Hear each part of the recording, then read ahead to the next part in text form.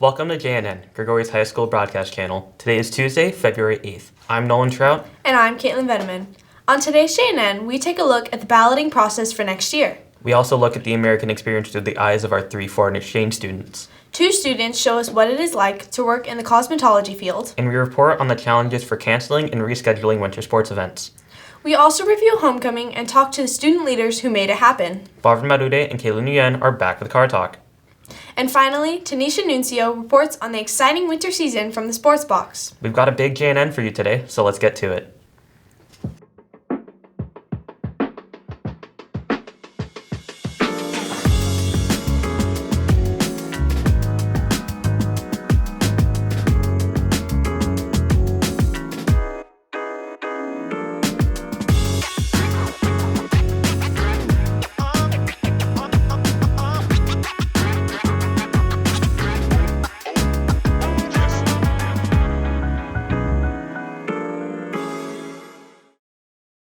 Many students from freshmen to juniors have received their balloting sheet to begin choosing their next classes. But do you know how the balloting process happens? Let's take a closer look.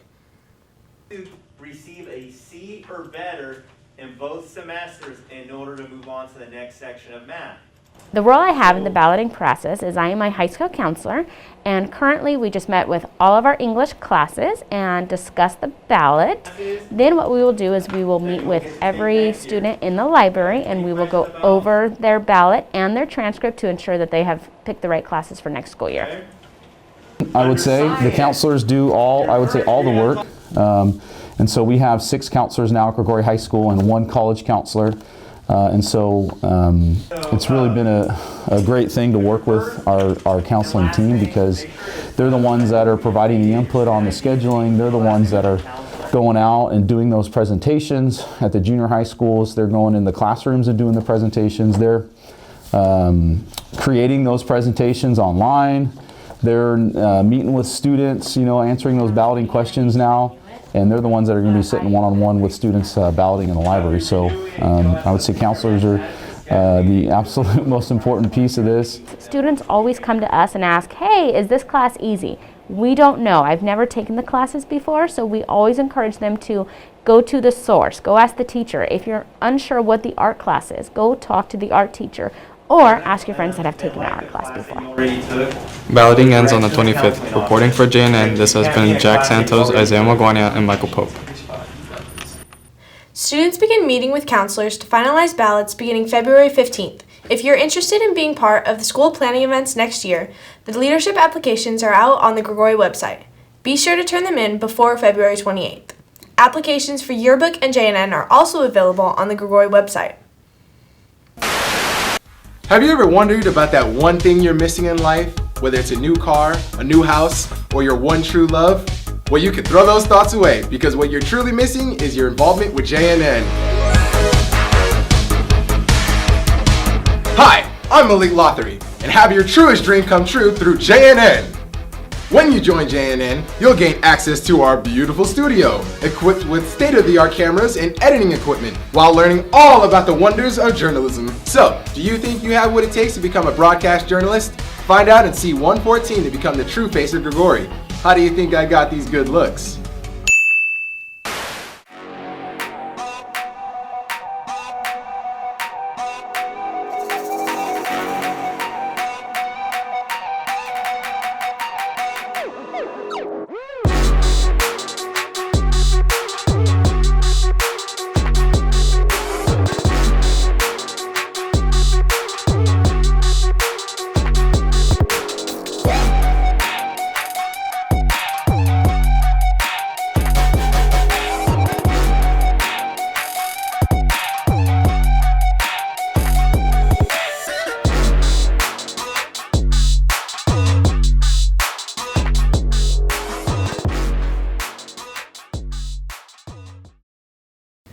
Students from Germany, France, and Italy are part of the Gregory student body this year, living the American experience in high school. Chrisana Maciel and Zachariah Plata bring us the story. Did you know that Gregory has 3 foreign exchange students? Here's a closer look at some of their experiences on campus. At first I was scared of like not be able to make friends, but here everybody's so like friendly. And then when they found out that I was from Italy, everybody was just like so open to be my friend, and like everybody was just so helpful at the beginning because I was lost and I didn't know what to do. Like I have a big family here, so like I have a lot of friends and I just have fun here. If you say favorite place, I would say like the football field, because I had a lot of fun memories on the football field on Friday nights during the games, or homecoming for example. So that game with the firework and everyone having a good day, having a good time, it was super fun experience. I really liked my volleyball team and the whole experience, going through games against other school, staying with them, because it was fun. I love Grigori. I think it's the best school around. I love the people, the spirit. I love everything about Grigori. This has been Chrisana Maciel, Zachariah Plaza, and Kayla Nguyen reporting for JNN. American students also have the opportunity to study abroad. If you're interested, head to the L building to talk to your counselor. Seniors, remember that your cap and gown can be ordered at the Jostens website. If you have any questions, stop by the SBO. Also seniors, quick reminder that the final payment for the Disneyland trip is due February 16th. That's next week, so don't miss out. Up next, JNN reports on a Grigori sophomore who is actively self-employed in the cosmetology field. Before attending the Davis formal, Angela Rocha contacted junior Medifer Cordova to do her makeup. Rocha is a repeat client for Cordova, who is a self-taught makeup artist who started when she was 11 years old. Her business, Medifer Does Makeup, operates through Instagram and has been running since last year. Her pages, like a lot of people would repost them because she's really good. Like a lot of people would repost on their stories, and I was like, oh, who's this? Like, she does really good makeup. And I followed her, and then she followed me back, and then that's when she posted like, oh, like, who needs their makeup done, let me know. And that's when I texted her. I was like, oh, can you please do my makeup on this day? And she's like, yeah. I basically just start off asking them like what they want. We probably talked about it beforehand, and I just like ask them questions about what they're like, how they like their brows, what's their skin type, and I just get started. We're talking, there's music in the background. It's not usually very like formal. It's just we're talking, chit-chatting, having fun, and at the end they look beautiful. You're gonna wear the green dress, yeah. Do you have an idea of what to do? Yeah, you don't have like a preference or anything, like you don't mind like anything? No, I don't mind. Okay. I kind of wanted an eyeliner though. Okay, I like that. My first client was last year, like in the fall, and at first I was kind of like nervous because I was not good at doing makeup other people. I usually just like, I'm so used to my own face and I like to do my own makeup, so I never did anyone else. And she asked me and I was like, okay, I'll try it out. She's my friend, nothing can go wrong. And I like loved it that day. I was so excited. She loved how she looked, and that's what made me happy. I started first with drawing and painting, and then when I got into the age of like makeup and stuff, I like fell in love with it because it was like painting and drawing but on my own face, so it was like pretty cool showing what I can do and like being able to wear it out. I started with like crazy Halloween makeup looks. I didn't start with like your typical eyeliner, eyeshadow looks. I started with crazy stuff, face paint on my face, and I didn't really go into like the everyday looks. Usually I'm not really good with makeup, like especially eyeshadow, and she knows how to work like the colors and like everything like with that fits my face, so I just like how she does my makeup. The best thing is just my happiness with this is just people knowing like they're like, oh, I feel good about myself after I'm done with them, and that's what makes me feel good. Reporting for JNN, this has been Kaylin Wing and Benjamin Parker. The Stanislaus Scholar Athlete is now accepting scholarship applications from high school seniors who are participating in a varsity sport, are academically successful, and serve their community. If you're interested, complete the application before March 1st and send your transcript to this email address. Seniors, if you want to receive free tuition at a California community college or be considered to receive grant money at a four-year university, then you must fill out the FAFSA before March 2nd. If you have any questions, see Ms. Kuykendall at the Career Center. Have you noticed the change in the sports events recently? Well, there's much more to it. Tanisha Nuncio brings us a story behind the rescheduling of sports events on campus. The motivation definitely just comes from like wanting to play, being able, because we know we can have games, and so one cancellation isn't gonna take our entire season away, or we hope it won't. So just that hopefulness keeps us going. The game reschedules have been very interesting. You know, you have all these dates that you have to have games done by, so trying to squeeze games in, you know, we had 7 league games in 13 days. That's really out of the ordinary. So if there's, you know, questions as to what's going on, we could always go to Mr. Davis. Your coach will find out before me because I'll be at baseball.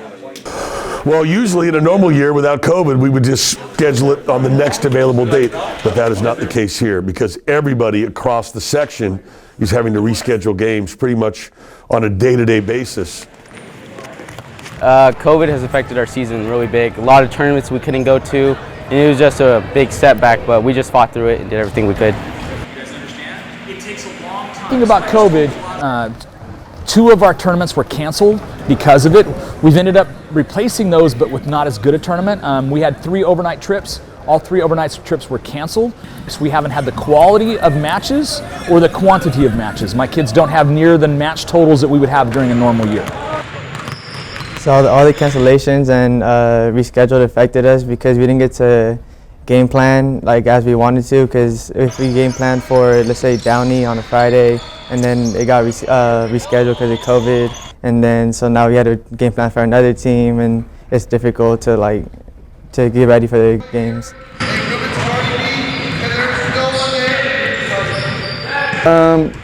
Like I said, there hasn't been too many canceling and rescheduling with COVID, for us at least.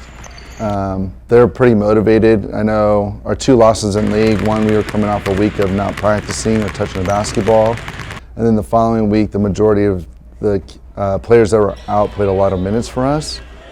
So I guess you could put an asterisk next to those 2 losses, but ever since we've been healthy, again, we've been competing and winning. Everything that we're doing every day is not only trying to educate these young men and women that are attending our high school, but also to make sure that we keep them as safe as we possibly can with the guidelines and protocols that are currently in place. Reporting for JNN, this has been Tanisha Nuncio. Jags, if you're interested in the Interact Club, there will be a meeting February 17th in L101 during lunchtime. Now let's head out to the parking lot to join Marvin Marude and Kayla Nguyen for the segment we call Car Talk. How do I literally get mascara all over my face? What are you doing? There's a camp over there. Get down. Dude, Mr. Fromm literally approved of us being here. What are you so stressed about? Wait, Mr. Fromm, our principal? Yes, for Car Talk. Do this every 2 weeks. Oh. Okay. Are you good now? No, give me a second. Alright, now we're good. Did you know that there's a Grigori student here who drives a 1965 Mustang? Wait. Who? Jenna Johnson. Really? Yeah. Do you think she'll be able to take us for a spin? Yeah, I'm way ahead of you. I already contacted her and everything. Alright, fine, let's go then. Okay. Dude, I've never rode in an old car before. Jenna Johnson and her father bought a 1965 Mustang in October of 2020. This was a huge year-long project for the both of them. Her father chose the more complicated details for the Mustang, from the paint to the engine. Jenna chose smaller details, such as the steering wheel and the radio. They completed the restoration in May of 2021. My dad's always been into cars, so it was kind of his thing for me to also be into cars, so it was kind of like our little project together. I didn't learn how to drive in this car at first. I learned how to drive old cars in my dad's Camaro. So then I was like ready to drive this one when we got it. You just have to be like really careful about it, and there's just like a certain care that you have to have when you're driving an older car. With a newer car, you can kind of like just drive however you want, but with an old car, you do have to be a little more careful. Originally, we knew we wanted to buy a Mustang, so we were just kind of looking for people with old cars. We found this guy who had like a really not in great shape 65 Mustang, and then we ended up taking the interior of that and combining it with the exterior of another 66 scrap part, and then we built it together. So we didn't really like build it. Most of it we sent it to like shops and stuff so that they could do it for us, but like the little stuff that we could do at home, we did ourselves. Like we did most of the interior ourselves, like the seats and stuff like that. Do you have a name for this car? We do. My friends and I came up with Gene. So the name was originally an inside joke, and then the first time that we had the car and it was like done and we could drive it ourselves, we took it to San Francisco to take pictures of it. And on the way down, we were listening to Billie Jean by Michael Jackson. And while we were listening to the song, we ran out of gas on the way down. So we had to like sit on the side of the road for like a good 10 minutes while Billie Jean was playing. And it just kind of stuck after that. So would you say that San Francisco was like the longest trip you've taken in this car? Definitely. I don't think you can go much further. Well, there you have the Jags. We decided to take it old school. I miss the 60s, bro. We were literally born in 2004. How could you miss that? Doesn't matter. Still miss the 60s. They had some nice cars, as you can tell. Okay. Anyways, we'll see you guys next time when we take a drive for Car Talk. Dude, how did you get to drive Jenna's car and not me? Because I'm obviously a better driver, if you trust me. Excuse you, you're in my car. For homecoming, we want to really bring like all the classes together, like as a whole school, and do dress-up days and kind of get our spirit like pumped up throughout the hallways and just throughout, dress-up days and like all leading up to our basketball game.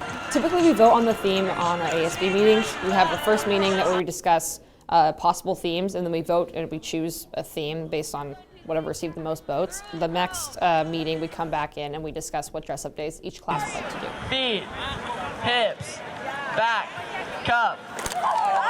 We prepare for homecoming by making posters that we'd hang up in our hallway. So we work for weekends before homecoming. We'd draw, we'd paint, and then on the day of, we'd come and hang them up. It's like a whole leadership class. We decided on an overall theme, which was Netflix originals, and within each class we decided our like individual themes. So freshmen picked a series of unfortunate events, and then we went on from there to like plan our dress-up days. This year, because we were on the fence on when homecoming was going to take place, publishing and like promoting homecoming was a little bit difficult. Honestly, the first homecoming for fall was not too hard to plan. It was kind of a return to like a normal year, but with the homecoming, this winter homecoming getting pushed back and then also having to deal with like COVID restrictions, I know a lot of classes were out due to like having COVID issues and exposures.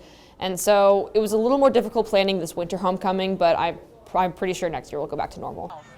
Reporting for JNN, this has been Jesse Rushton and Caitlin Veneman. Renaissance Reward number 3 will be held tomorrow, so come out to the quad for your reward. The next talent show is coming up.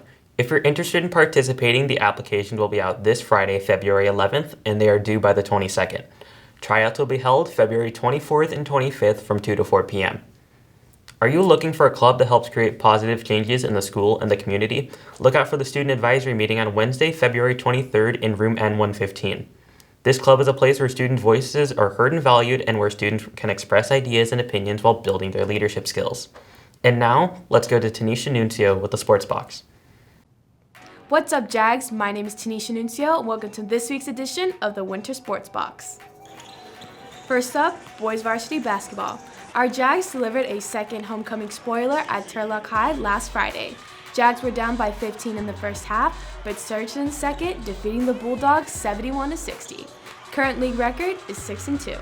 Kyle Monk led the scoring with 33 points. He also brought in 13 rebounds, 4 steals, and 3 assists. Kobe Nunez scored 22, had 5 rebounds, and 3 assists. Donovan Langarica had 16 points, 10 rebounds, and 1 assist. Great job, boys. Make sure to come out support as our boys take on the Enox Eagles for their senior night at home this Wednesday. Tip-off is scheduled for 7:15 p.m. Next up, girls varsity basketball. Our Lady Jags played the Enox Eagles last Saturday, beating them in overtime 48-42. Top players were Chloe Hoffman, who had 10 points, 6 rebounds, 1 assist, and 1 steal. Maddie Woodard, who had 10 points, 10 rebounds, 1 assist, and 3 steals. And Savannah Pearson, 14 points, 5 rebounds, 1 assist, and 4 steals. Current league record is 5-1. Next game is senior night at home Thursday against Modesto. Start time 7:15. Don't miss out and good luck, ladies. Girls wrestling plays first at Friday's CCAL tournament with Gabrielle Moore and Anjane Castaneda placing first in their weight classes. Kylie Sutherland and Layla Lopez place second. Boys wrestling plays second in the tournament. Elijah Montez, Adam Lancaster, and Jonathan Crespin all place first in their weight classes. Julian Luna and Dustin Merlos place second, Fernando O'Brien third. The team will be traveling to Central Valley High School in series this week to compete in a divisional tournament. Good luck to both teams. Next up, boys varsity soccer. Our boys beat Downey 2-0, making their final league record 6-3-1. Last Thursday, Cesar Yepes scored both goals against the Knights. First round of playoffs begins Thursday with opponents and location to be announced later today. Good luck, boys. Moving on to girls soccer. Our varsity girls beat Downey 3-1 at home on Thursday, officially ending their season 10-6-5. Top players of the match were Ali Hu, Alexis Lopez, and Jocelyn Figueroa, who all scored 1 goal. Awesome job, ladies. Both boys and girls varsity soccer celebrated their senior night last week. Shout out to all the seniors that were commemorated. We appreciate your hard work and dedication to your sport. And lastly, shout out to Kyle Monk, who has committed to playing basketball at Fresno Pacific University. Go Sunbirds! Well, that's it for this week in Grigori Sports. This has been Tanisha Nuncio reporting for JNN, signing off. Thank you, Tanisha. Well, that's it for today's JNN. Coming up for the next show, we will be talking to your teacher's kids. And we are also featuring the mock trial season. I'm Nolan Trout. And I'm Caitlin Veneman. Thanks for watching and be sure to follow our Instagram. See you next time, Jags.